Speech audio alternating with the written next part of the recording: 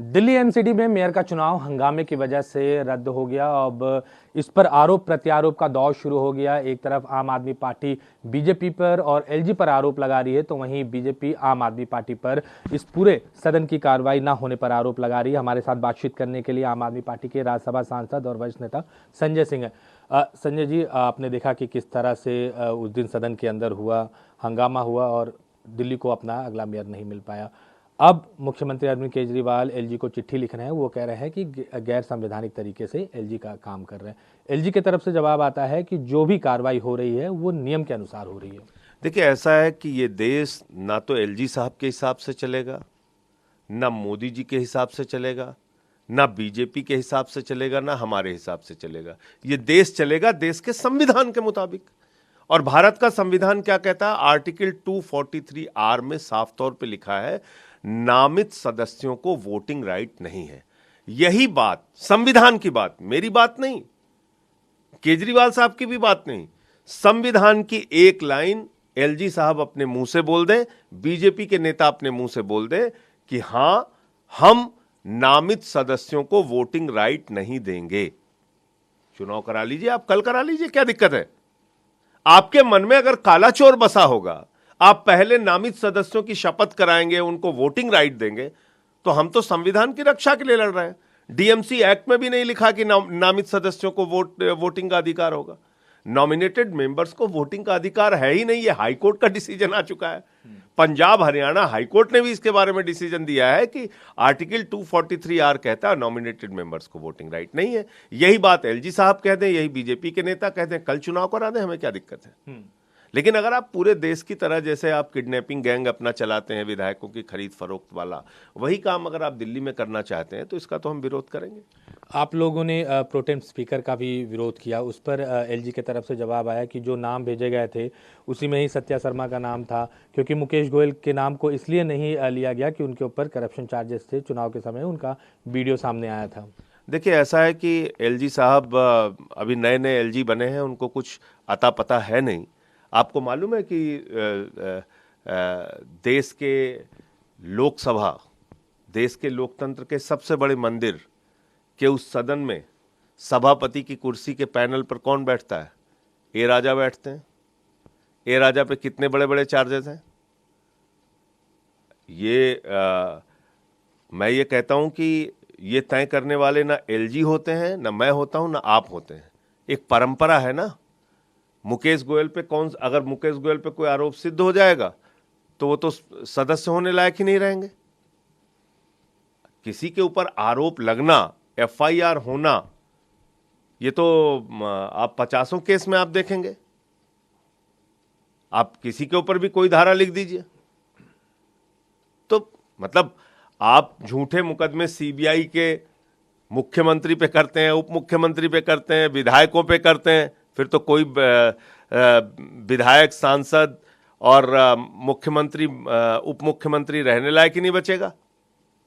अगर ये आधार आप मान लेंगे कि इनके ऊपर एक आरोप है, इसके कारण से हम परंपरा और नियमों को नहीं मानेंगे, आरोप है, तो फिर तो सारे हमारे विधायक और सारे हमारे मंत्री, आप जिनके ऊपर झूठे मुकदमे लगा दें, वो सब खत्म हो जाएंगे।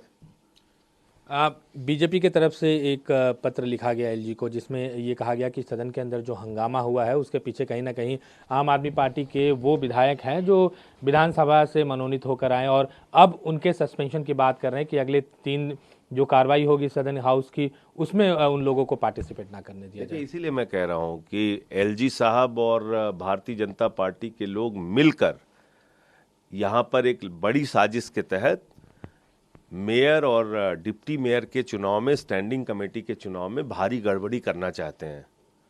इसीलिए मैं इस बात को कह रहा हूं।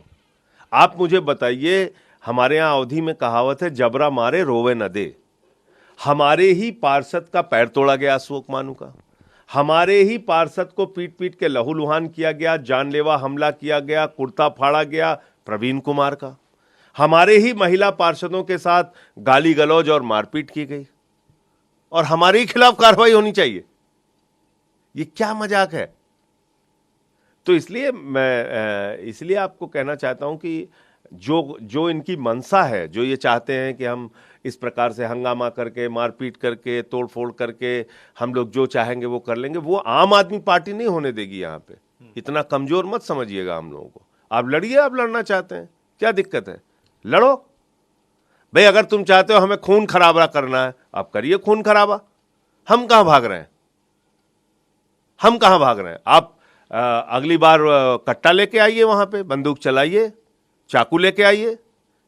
भाई इस बार भी इन्होंने जानलेवा हमला किया हमारे पार्षदों पे, तो अगली बार एलजी साहब चाहें तो वहां पे कट्टा, बंदूक, छुरी, चाकू सब अलाउ कर दें। इनकी तो वैसे भी सांसद लोग कह रहे हैं चाकू लेके चलना चाहिए। संजय जी, लेकिन एक सवाल होता है कि आखिर दिल्ली वालों को मेयर कब और कैसे मिलेगा, क्योंकि अगर इसी तरह का रकस दिल्ली वालों को मेयर मिलेगा संविधान और डीएमसी एक्ट के मुताबिक। दिल्ली वालों को मेयर एलजी और बीजेपी के फरमान से नहीं मिलेगा।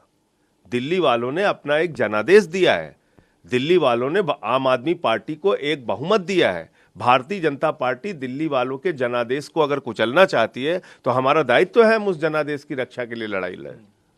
हम वही काम कर रहे हैं। तो कब तक ये रकस कब तक चलता रहेगा? एक लाइन का, मैं कहता रहा हूं, एक लाइन में सारा रकस खत्म हो जाएगा। एक लाइन में एलजी महोदय और भारतीय जनता पार्टी के नेता कहें कि भारत के संविधान के मुताबिक और डीएमसी एक्ट के मुताबिक नॉमिनेटेड मेंबर्स को वोटिंग राइट नहीं है। एक लाइन का बयान, और कल चुनाव करा लें, कोई दिक्कत नहीं।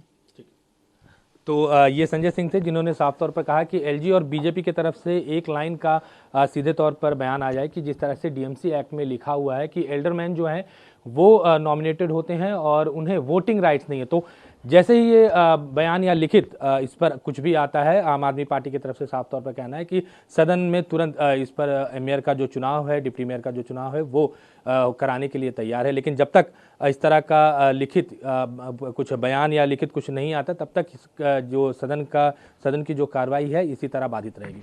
नई दिल्ली से कैमरा पर्सन अमित राय के साथ अमित पांडे, न्यूज़ 24। नमस्कार, मैं हूं मानक गुप्ता। अगर आपको हमारा ये वीडियो पसंद आया हो तो इसे लाइक और शेयर जरूर करें, और हां, हमें सब्सक्राइब और फॉलो करना ना भूलें ताकि आप देश और दुनिया की कोई खबर मिस ना करें। तो जुड़े रहिए हमारे साथ और देखते रहिए न्यूज़ 24।